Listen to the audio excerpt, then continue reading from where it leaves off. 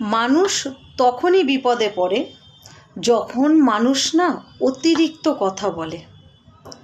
মানুষের অতিরিক্ত কথা বলাটাই মানুষকে সব থেকে বেশি বিপদে ফেলে দেয়, জানো বন্ধুরা।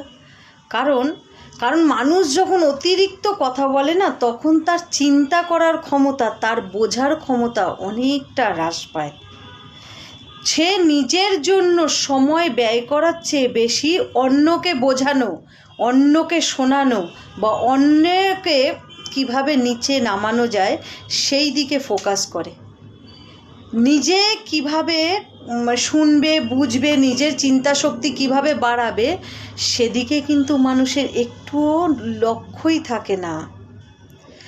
আর সেই অনেক কিছু বলা, অনেক কিছু বোঝানো, অতিরিক্ত কথা বলার জন্য মানুষ এমন কিছু বলে বসে, এমন কিছু শব্দ উচ্চারণ করে ফেলে যা বিপরীত পক্ষ কিন্তু সারা জীবনেও ভোলে না, সারা জীবন মনে রেখে দেয়। যে বলে সে তো ভুলে যায়, কিন্তু যে শোনে সে কিন্তু ভোলে না, সে সারা জীবন মনে রাখে।